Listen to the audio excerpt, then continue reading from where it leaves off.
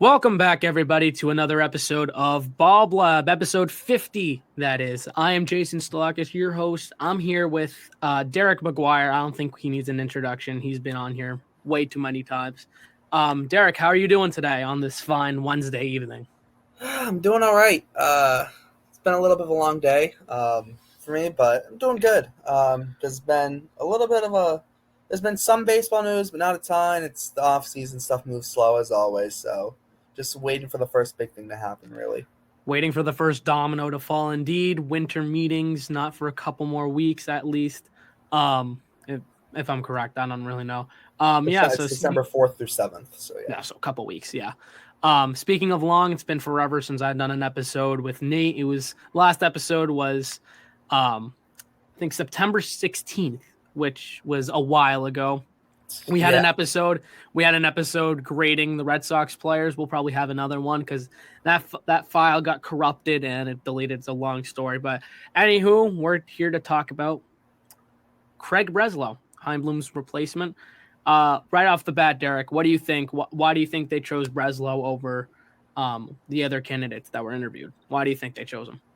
I think they're keeping this their focus on sustainability. I think there are a couple, maybe some people that I know I know of some people that were scared that they're going to pull another 180, go for a Dombrowski type guy, and some people maybe without the knowledge of guys like Sam Fold thought, he's Dombrowski's right hand man. That's not good. That's a full 180. Fold wouldn't have been a full 180.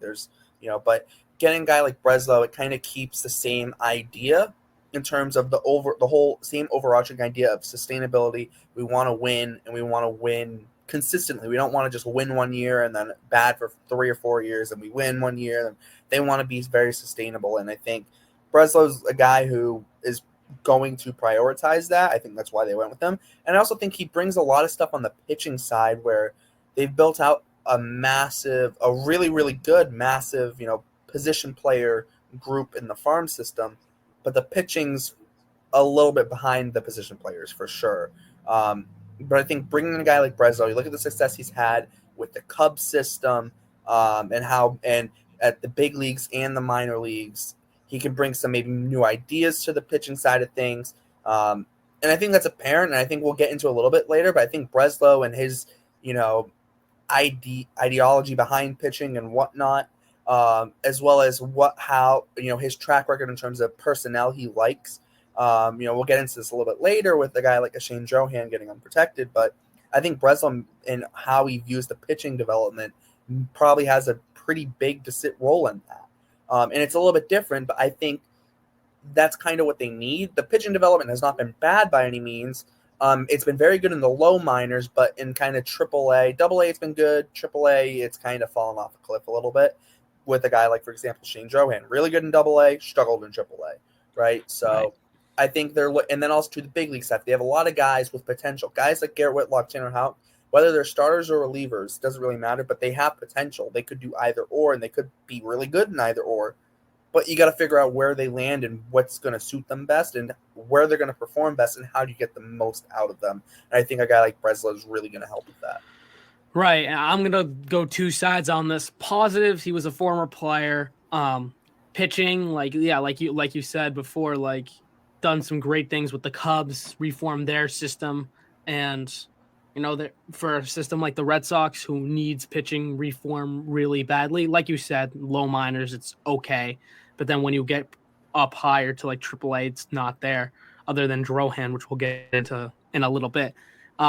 Yeah, I mean, I like what I'm seeing so far, as in like the goal, the mindset, pitching, focused, awesome pitching and defense win championships at the end of the day. But then the other side of things, he's never made a move, right? He's never made a big signing. He's never made a big trade. Will he be able to identify prospects for suspects, or is he going to be another prospect hoarder like Bloom was? Which, look, it's way too early to judge him already, but it's looking like so far I think he will be maybe a little bit more conservative. Except, I mean, look, we saw Shane Johan unprotected. So how much of this minor league system does he want to modify for his liking, rather than Bloom's liking too. I mean, it's interesting, and it's going to be interesting to see how they attack the offseason. Will they get two arms? Will they get it? Will they trade for a front end arm? Maybe we got to see. And nothing's happened yet except for Tyler Wade. That doesn't count though. But I think it's going to be dependent on what the direction is, and that's yet to be seen. Yeah, definitely. And I think the thing here with Breslow is like, yeah, he's never made a big move, but at the same time, like, I mean, if you're going to hire a first-time guy, he's never made that big move because he's never been in the seat to make the big move. But I feel like with Breslow, I think him being a former player, there's going to be, every team talks about, like the 2018 Red Sox, right? Or even, 2017 and 2018. They needed to make the big move. They got Chris Sale. That was the big move. But really heading into 2018, they needed that bat to replace David Ortiz. If they didn't really have in 2017, go out, get JD Martinez. That's your big move. Didn't matter what the cost was. They felt they needed that guy. They got that guy. Is that always the right thing to do? No. That's the thing you really want to do when you're maybe only one piece away, not when you're 2, 3, 4, 5 pieces away. But so that's the thing that probably won't even pop up right now. But we start looking at this Red Sox. We know what they need. They desperately need pitching. They don't necessarily need to add a second baseman if they don't want to. They don't need to add a catcher. I know some people have been talking about catcher. They don't need to if they don't want to. They really don't even necessarily need to add to the bullpen if they don't want to. But they need starting pitching. Also you could use a right-handed power bat. Maybe a guy could DH, play a little bit of the field too. But like the total need is on starting pitching. And that's where the focus is going to be, you would think. And I think you're looking at a guy in Breslow where, like, he's not going to be able to. I don't think he'll be scared to make the move that he thinks is right, and I don't think he's going to have kind of some of the second guesses that we've heard of Heimblum having. Which we'll obviously see. We still don't know. Obviously, Breslow first time going at it, but everything he said all the right things. Which I mean, we said the same Absolutely. thing about Heim. Heim always said the right things.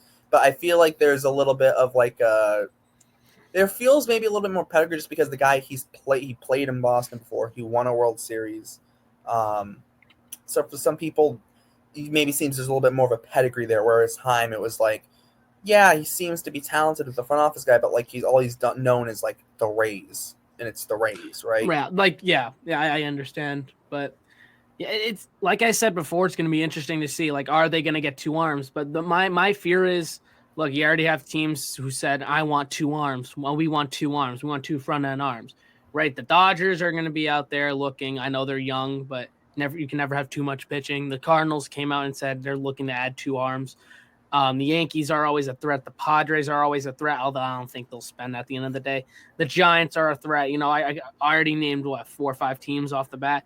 Those are teams you're going to be competing against, and the Diamondbacks. The Diamondbacks could use a guy. They could also use veteran guys too. A little off topic. I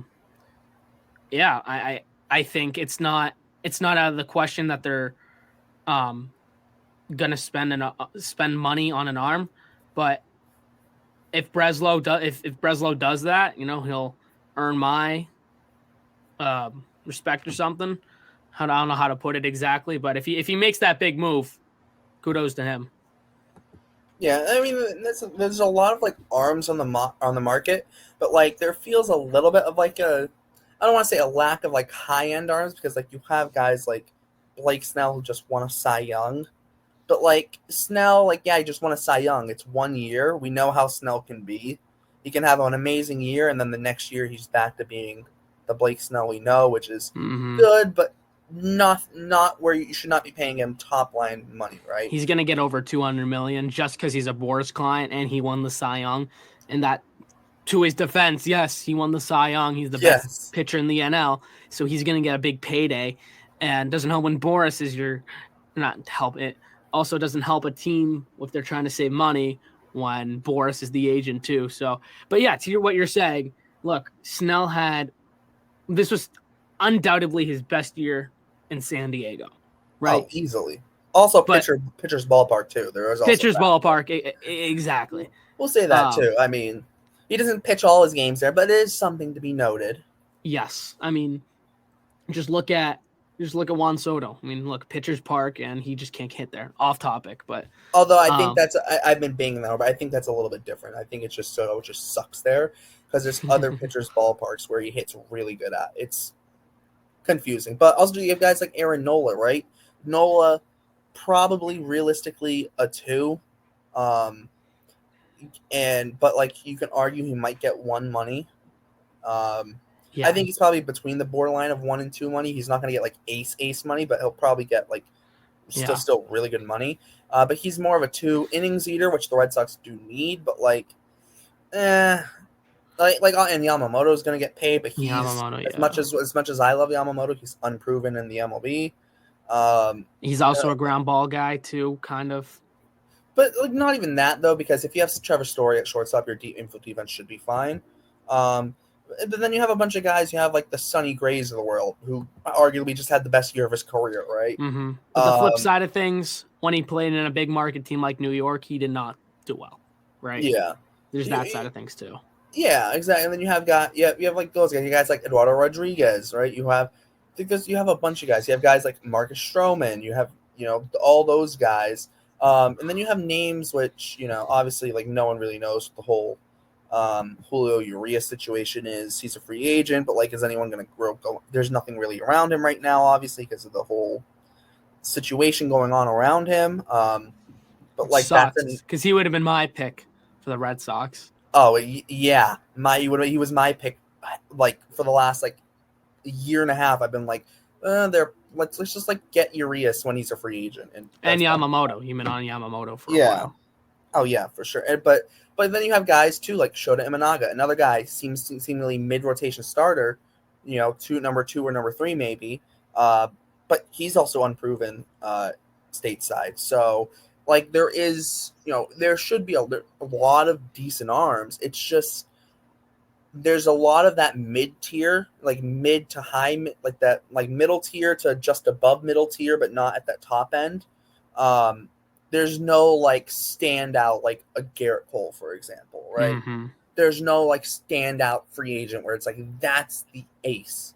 There isn't really that guy, even though we have a guy who just wants to. Yeah, but but he's not. Snell's not that like ace where it's like this guy has been that kind of pitcher for 2, 3, 4 straight years. I get your point. Not that, there's not that top line ace. You have guys who you think might be able to be an ace, but for how long, or can they be an ace, or are they more of a number 2? Yeah, forgot to mention Jordan Montgomery too, emerging in the playoffs. Yeah, he just like you said, he's like $50 million more in the playoffs. Yeah, I mean, on one team he's a 2. He's on one team is a 1, but on another team he could be a 3. So exactly, go figure. Go figure. That's the thing. So it's there's no Verlander either this offseason, right? Yeah. There's no Scherzer from the offseason before, right? Those guys aren't there, right? So there's not that massive name. It's a lot of guys who are good and can very much help you fill out your rotation, which is what the Red Sox need. But at the same time, you have to figure out, okay, which guy is going to be the best fit, and also which guy is going to be the best fit in terms of money. Because, yeah, the Red Sox could go over the first luxury tax threshold and whatnot, but you don't want to go over the third threshold. And I doubt they'd want to go over the third one. So as much as they do have money to play with, they also have to be a little bit careful at the same time because you don't want to overspend. You don't want to spend just to spend. You want to make sure you still spend your money wisely. Right. They reset for a reason. They're not going to be dumb. I hope they're not dumb and they go over the third threshold. But look, yeah, I mean, it's going to be interesting to see. And right now, it's as we're recording November 15th, nothing major has happened. Probably nothing will happen. I think things will start to heat up in a couple weeks leading up to the winter meetings. I think that's inevitable. And look, I'm excited. This is the best time of the off season. We're just waiting for the first domino to fall. That's what I think. But any last thoughts until we move on to another topic? I think just kind of to wrap it all up, like I think there's actual excitement within the Red Sox fan base for once, but we'll just have to wait and see, honestly. Exactly. So we're going to move on to the 40-man roster. So yesterday was, as in 11/14/2023, was the last day to add prospects to the 40-man roster to protect them from Rule 5 eligibility. 2 Red Sox prospects got added, Luis Perales and Wilkiman Gonzalez. Not Shane Drohan, who was in AAA. Derrik, I know you cover the minor league show for the Pesky Report, and you've been looking at Shane Drohan for quite a bit, actually. Up until his promotion, he hasn't been as good as he was in AA. Tell me more about why you think they left him unprotected. So my thoughts on Johan, obviously, so here's the overall thing on Johan.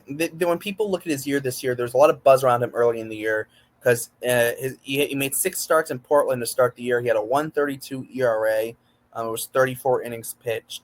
And he was just, 36 strikeouts, only 9 walks, was like just lights out, right? He gets called up to AAA, and does part of it have to do with Worcester being the most hitter-friendly ballpark maybe ever? Potentially. Does part of it maybe have to do with the guys who are catching in AAA, like Jorge Alfaro? Maybe. But in AAA, he goes 21 appearances, 19 of them starts, 89 innings, and a 6.47 ERA. He gave up 64 earned runs in 89 innings. He also gave up 103 hits in 89 innings. He had 93 strikeouts to 63 walks. So the walks per 9 went from 2.38 in AA to 6.37 in AAA, and the strikeouts were only about the same in terms of per 9. So it was a big drop-off. And the reason why Johan garnered so much buzz is coming into this year, before the spring training and whatnot, before this year, he was kind of guy, sat 88 to 88, 90 with his fastball, wasn't really overpowering, could occasionally get up into the low, maybe 93, 94 occasionally, but mostly 88, 90, maybe occasionally 91, 92, and then the rare, 93, 94. But this year, he was sitting around the 92 to 94, even 95 range, and he even hit like 96 a little bit too, especially early in the year, and it was like, oh, we might have a new guy here. He also added in a cutter as well this past offseason, and it was working really well in AA. So there's a lot of buzz around him, and he looked really good in spring training and was amazing in AA. But I think the numbers in AAA, show there's still a long way to go. There's still a way to go, which isn't a bad thing, but there's still a way to go in development. He's not like a blue chip pitching prospect.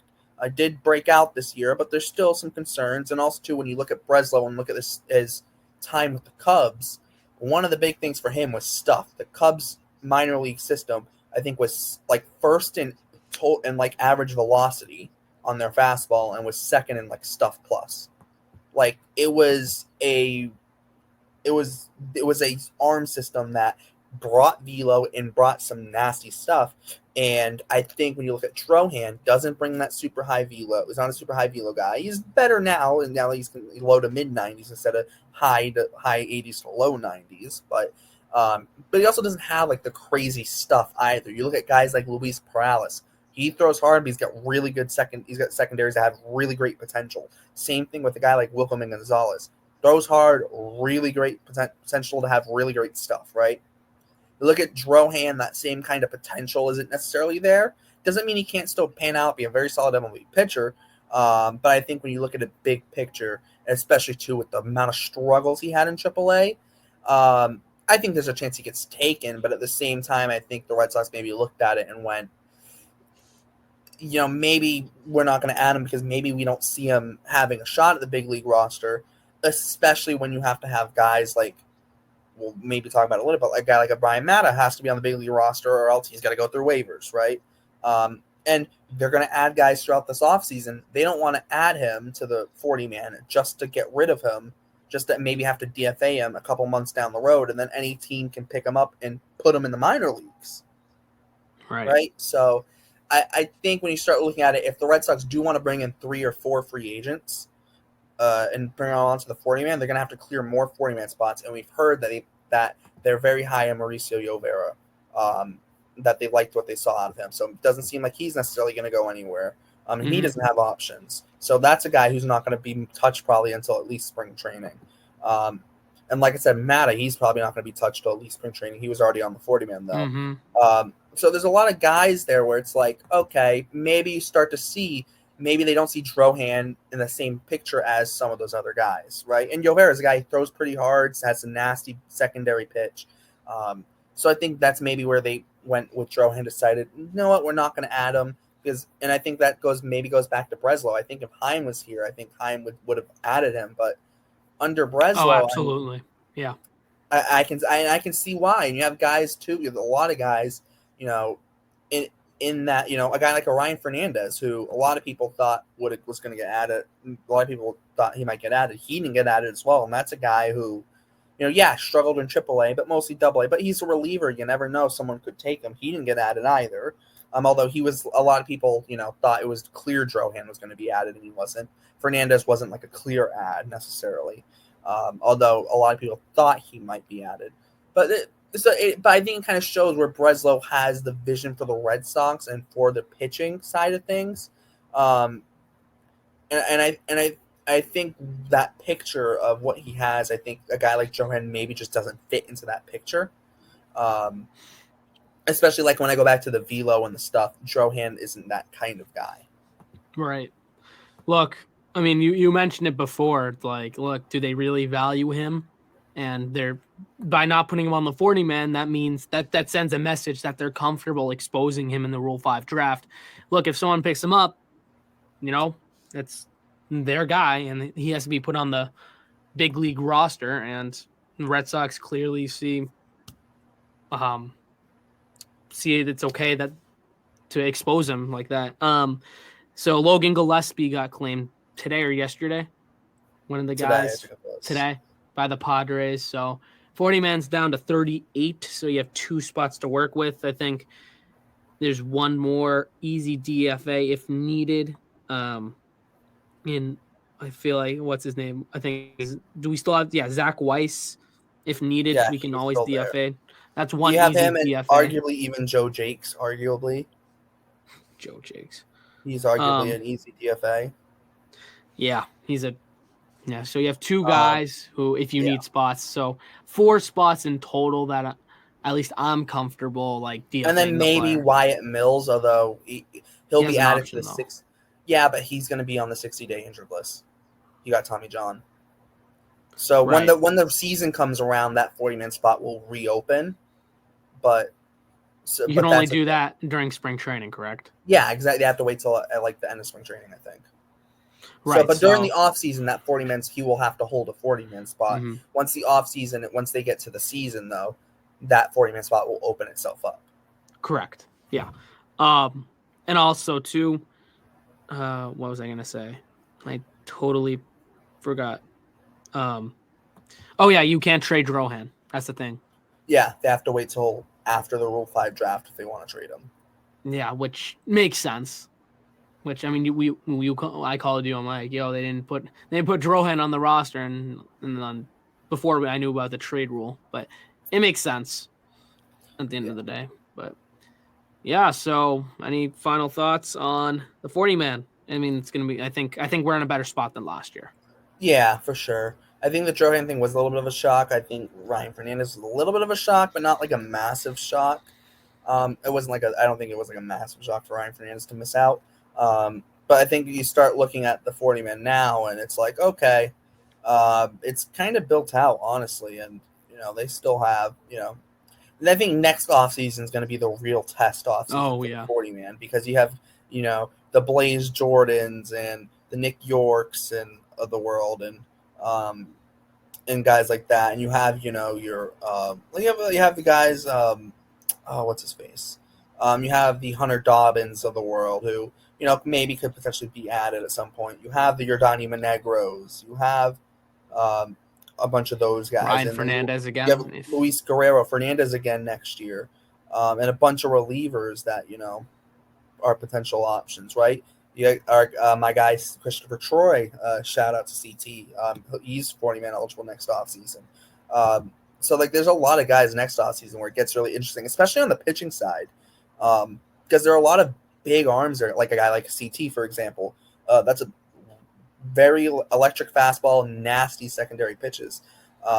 He'll probably start next year in Double-A, I would assume, considering that's where he ended last year. But you never know. Maybe Triple-A, you never know. But that's a guy who next year, like after the end of next year, he might end up getting added. You got Justin Luis Guerrero is Hagenman probably too. gonna be added. Yeah, Hagenman. Luis Guerrero is going to be added. Although Ryan I think Fernandez Hagenman's eligible yeah, right now. he's I feel eligible like. this year, but if he sticks around, Yeah. obviously. But like Luis Guerrero next year is going to be added. Ryan Fernandez could be added next year too, right? Like, and those are just relievers. Like I said, you still have the Blaze Jordan, the Nick York, et cetera, et cetera. So it's going to be very interesting. You have a guy like if Johan sticks around, then you got to add him next year if you want to keep him, right? And then you have guys like I know Brandon Bonacy's having his legal issues and whatnot. We're not going to get into that, but so they obviously didn't add him this year. But that's a guy, if those issues get solved and fixed and whatnot, and he's able to play next year, that's a guy who could potentially be added at the end of next year as well. So there's like a lot of guys and names. So the 40-man could get very, very interesting soon. But I think that also opens up avenues for trades because, we might need to add 5 guys to the 40-man at the end of after next year. Well, maybe we trade away one of those guys. Maybe it is a Nick York, for example, in a package to get a pretty solid starting pitcher, right? Because I know that's a name. He's been a name that's been thrown around by fans as maybe if you're not going to trade the Meyer, Anthony's, and Blaze and those guys, and Teal, you're not going to trade any of those guys. Nick York might be your next best guy in terms of value to trade. So that's a potential option. Because next offseason he does need to be added. So you can also do a little bit of forward thinking that way in terms of the 40-man as well. But I think I like where they're at on the 40-man. Obviously they're obviously going to make some signings. I wouldn't be shocked. We get to spring training and Weiss isn't there. I wouldn't be shocked if Joe Jakes isn't there. But I wouldn't be shocked at that. But they're there now because they have the spot, so you might as well hold on to them. I think, in my opinion, it's going to be interesting to see what they do with Mata. Yes, he's going to stick around. I believe he sticks around. Because I don't know what you're going to get for him in a trade. Bundle him up. I don't know. You're not going to get anything. Then, is it really worth it? You might as well keep him. because he has to. Yeah, I think they're going to keep him. He fits that philosophy. Elite fastball, really good secondaries. He's just got to put it all together. And he's a bullpen guy, too? He's going to have to be a bullpen guy. He's not starting. That's the problem. He's not going to start. He's going to have to be a bullpen guy because he has to be on the big league roster next year. Right. Yeah, we even talked about this during the season this past season. Like, look, they got to figure out what they want to do with Mata. He's been hurt, and if he's injured, you can stash him on the injured list. But if he's healthy, can't rely on a phantom injury. No, but I said if he actually is injured, you can stash him on the injury list and not have to worry about it in that sense. But if he's healthy, he's got to be on the big league team. Mm-hmm. Can't phantom IL him. You can't just say, "Oh, his elbow hurts" and stick him on the IL all year. It doesn't work. No, they'd be dumb to do that. Very. They wouldn't be allowed to. I mean, look, injury cheating. I think they tried to cut down on it. I think it's more and more obvious. I mean, look at Corey Kluber. They didn't want to DFA him. That's a little bit different, though. Yeah. Okay. Yeah. Okay. The guy's old. He might have actually feeling some elbow pain, and it's also a little bit of a reset for him. Right. That's so different. Yeah. All right. I think that's it for the 40-man. Let's move on to Friday, which is the non-tender deadline. If you don't know what the non-tender deadline is, anybody on their rookie contract and anybody who's arbitration eligible, their respective teams' front office must decide whether to tender them a contract. And a lot of non-tender candidates come from guys who are going to hit arbitration. For example, if they don't want to pay someone what they're expected to get in arbitration, then they'll non-tender him. I think a good example is Cody Bellinger last year with the Dodgers, got non-tendered and signed with the Cubs in free agency. So a couple guys, I think we have 5 or 6 guys. We have Alex Verdugo. I'll pull up the exact numbers and guys at the moment, but they have some guys, not a ton of non-tender candidates. So there are 5 guys. Alex Verdugo's hitting his 3rd year of arbitration. Expected to make $9.2 million. This Nick Pivetta ARB3, 7.5 million. Luis Urias, ARB3, but he's a Super 2, meaning he has another year of arbitration. 4.7 million. Reese McGuire, ARB2, 1.6 million. And John Schreiber's hitting arbitration for the first time. So he's ARB1, 1.3 million. So only 5 guys compared to a lot of teams have many more guys. I'll ask you, Derek. I think, in my opinion, I think Urias and McGuire are the only non-tender candidates. Not saying they're getting non-tendered, but what are your thoughts as we approach the deadline on Friday? I personally don't think anyone gets non-tendered. I think Reese McGuire, like, he's a decent backup catcher. Like, he's nothing special, but, like, he's a decent backup catcher. Like, I don't think you're just going to get rid of him. Now, I mean, I could see Urias getting non-tendered. Like, I could see it. I think there's too much upside there to non-tender him. And especially to add a position at second base, which is probably their biggest position player hole. Maybe besides like a slugging DH, but even then, like, there's only so many of those guys. So I think that's probably where they go. I think they probably don't I think I would lean towards a non-tendering nobody.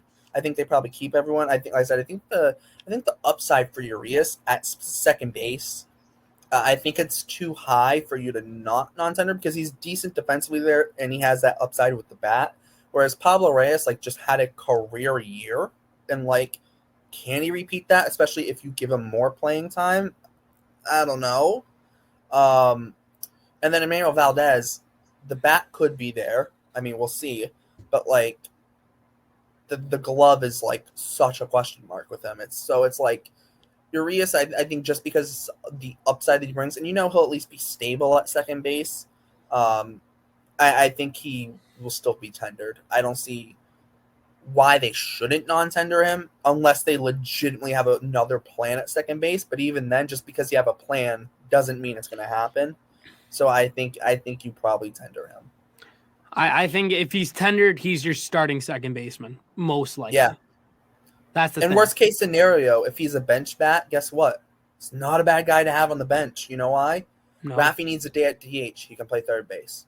Second baseman, maybe it's like Whit Merrifield. I know Whit Merrifield's been a name that's been thrown around. Yoshida needs a day at DH. Yeah. Merrifield can play left field. Put Urias at second, or Merrifield put him at second base, right? So you do have he's not a terrible guy to have on your team, regardless. And in the grand scheme of things, if 4.7 million is what it's expected to be, is what's going to keep you from. If that's the difference between you going over the third threshold and or not, like, you might have bigger problems if Luis Urias is making that difference, right? You might have different problems. Right. Look, I think this year you're going to be, what I'm hearing too I'm just reading a lot of stuff, that it's likely going to be a DH by committee this year. I don't think they're going to want Yoshida. That's what it seems likely. It seems likely that DH by committee, Yoshida, Devers, and some other known candidate, but maybe Casas, I don't know. They also need a backup first baseman too. Let's not forget about that, which is actually a problem that is not talked about. Not a problem, but but like backup first baseman at the same time, you could get a guy. If you can get a guy who play first and third, that can kind of solve. Like right now, your backup is Pablo Reyes. Yeah, they'll get someone. It's not like, that's not top of the bucket. That's not top of the list. That's like bottom of the list. Worst case scenario, you have Bobby Dahlbeck, which it's not great, but guess what? Casas is playing the majority of games there anyway, so like. Don't diss on the Bobenheimer. Okay. But no, in all seriousness, yeah, I think first base is a wait and see. I kind of opened up on X or Twitter, whatever you want to call it. I wouldn't be opposed to a JD Martinez reunion, but that shouldn't be your priority. Not by any means. Pitching should be your number one priority. Look, if he wants to come back and he's open to coming back for like, I don't know, 10 million, I mean, maybe. Who knows? Give him the $10 million special and say, okay, well, the system. Let's get back at it. 30 home run guy, 100 RBI guy last year for the Dodgers. Pretty good. Something we need. We need power. But like I said, that should not be your priority. Pitching's got to be Also, your priority too. that's a full-time DH, and it doesn't seem that's the way they want to go. Right, exactly. And they but also yeah, need to trade some outfielders too. There's also that problem too. you got to unless you're gonna have Rafaela play shortstop or second base, which I don't know. Or you're gonna have him start the year in AAA, which why? No, I'm saying that's like no. I'm saying no. That's what I mean. No. I'm like, why do people, or I don't know why he would start. No, I mean, if you have, okay, let's hypothetically, if they don't change their outfit, they don't get rid of any outfielders, they don't add anyone. You have Duran, Yoshida, Verdugo, Abreu, and Refsnyder is your 5 outfielders. Mm-hmm. And then does Rafaela make the MLB roster at that point? Even with Verdugo gone, you still got to get rid of someone. No? Well, yeah, I mean, not necessarily. I think you could get rid of Verdugo and you roll with 5 outfielders because Rafaela can still play the infield, so he gives you versatility in that sense. Especially, too, if you're going to have an outfielder like Yoshida DHing a decent chunk of the time. But I think that in the grand scheme of things, because if Rafaela is playing center field, where's Jarren Duran playing? True. Left. He's playing left field. He's not playing right field at Fenway. Hell no. They haven't shown any inclination to want to put him in right field. So he's playing left field. Which I know he's a center fielder. But he shouldn't be playing right field. He's not playing. No, he doesn't. No, he's not playing right field. No. He has no arm. He has nothing. So then if you have Rafael in center and Duran in left, Yoshida's DHing, and then you're looking at Wilyer Abreu or Rob Refsnyder in right field, and you can platoon the 2 of them. And also, too, you can use Yoshida. If Yoshida needs to play left field, maybe get Duran off his feet. Maybe even you occasionally would see Rafaela in right field, although I think he's the kind of guy where he's so good defensively in center, you just stick him there and don't worry about it because he'll be amazing. And I think that'll help. I think Duran in left field could be a legitimately really good defender as well. Mm-hmm. Yeah, so, I think it's going to be interesting nonetheless. It's just like there's a log jam. Something's got to give. Something's got to give. Right? Exactly. They got to trade somebody. I think Verdugo's gone. I think all Red Sox fans can agree. I don't think he's 100% gone because, here's the thing. I wouldn't say he's 100% gone because I could very easily see it being Duran getting traded, and he's the big headline piece in a package for a starting pitcher. Yeah, but then where are you going to put? Yeah, then if you put right, and then Abreu could be the left fielder. So and Yoshida would be a DH, and then occasionally, obviously, Yoshida would play left, and Abreu can play right, center, left. Verdugo can play right and left. Verdugo's not going to net you anything. Duran would. Exactly. That's what I'm saying. Verdugo's not going to get you a massive return. Duran, especially if you were to pair him with like a Nick York per se, you could go out and get a guy for the top end of your rotation. And a guy who has control. Yeah. I mean, look, I think I've been hearing from a lot of like insiders that the Brewers are probably going to look to blow it up, which they probably should. I listened to Rosenthal's podcast. They said the Brewers are in a spot where it'd be stupid not to blow it up, right? All their guys are going to be free agents soon. I think you can go after Burns. I think Burns is a great guy to go after. Hefty price, but he'd be your ace. If they want to trade Freddie Peralta, sure. I think he has another year on his deal too. But yeah, I mean, look, we're going to get into the offseason. I think we're tendering contracts. I think everyone's going to get tendered. I think the one, in my opinion, Urias is a 50-50, but offseason projections. They got to get a number 1 if they want to be competitive.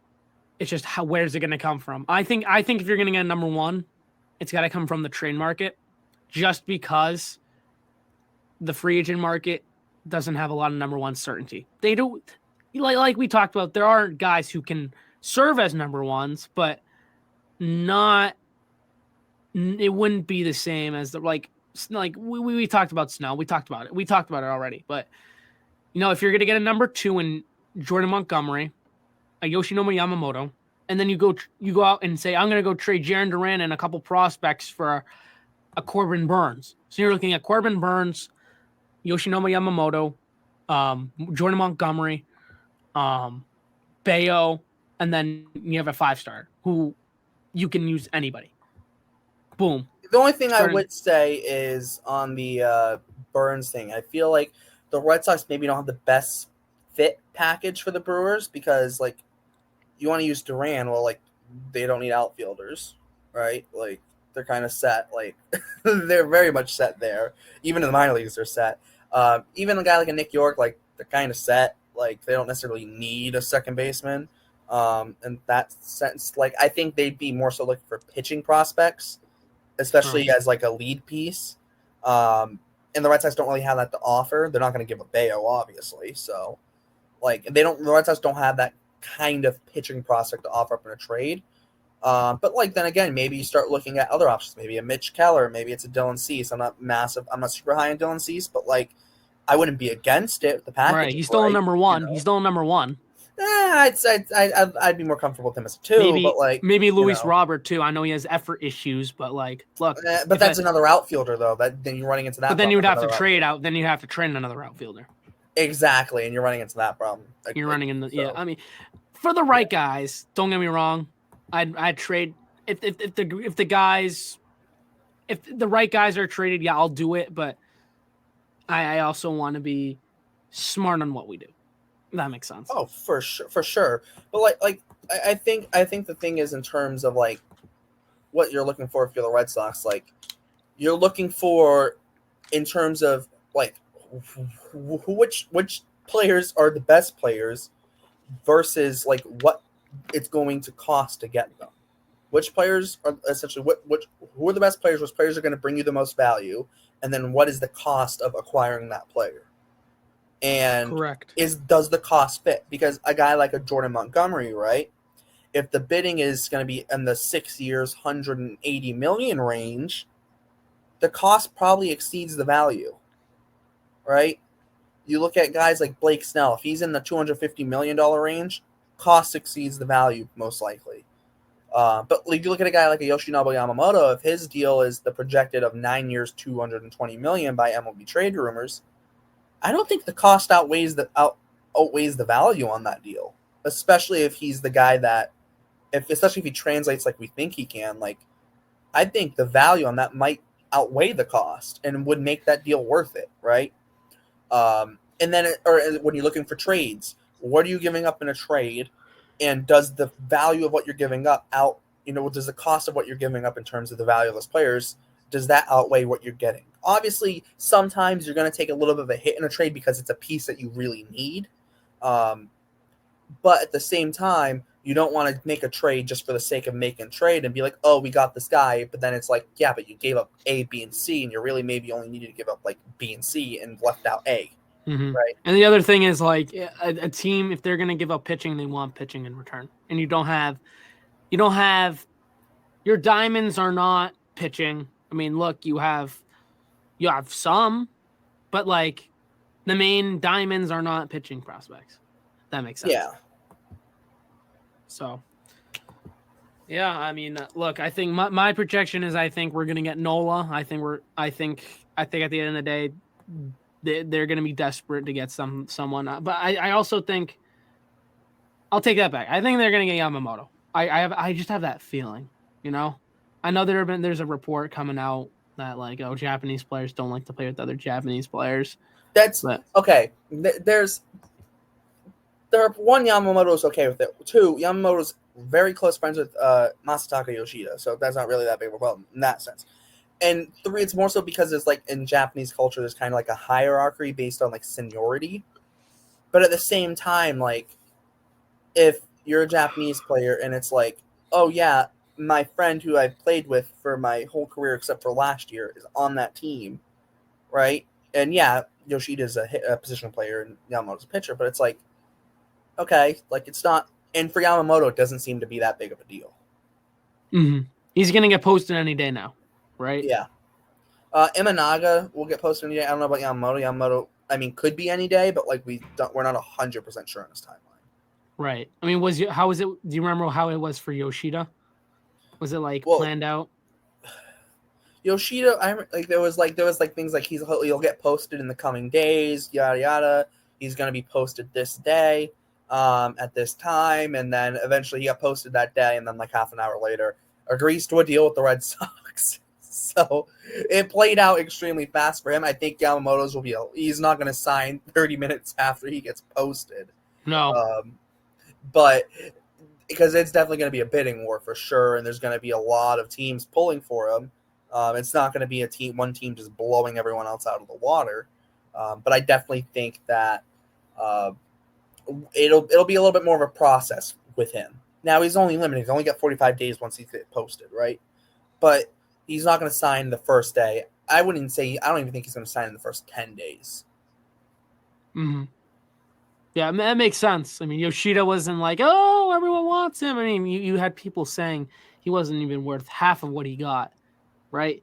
So everyone who needs pitching wants Yamamoto. So, yeah, like you said, he'll probably be his market will heat up as time goes on. Yeah. So yeah, anything else you got?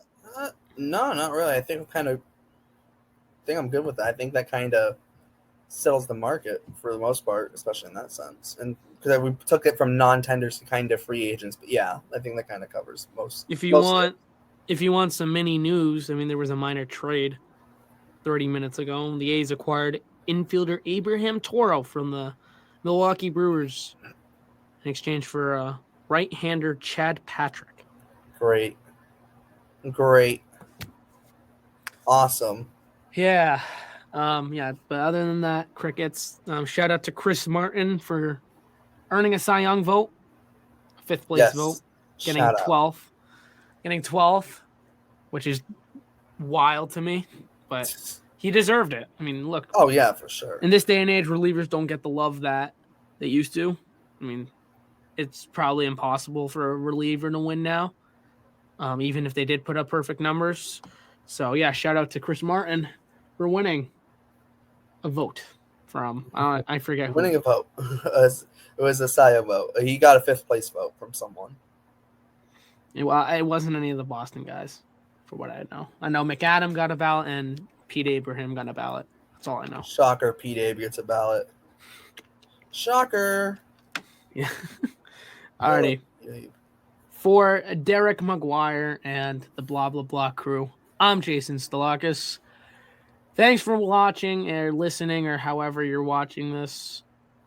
And go Sox.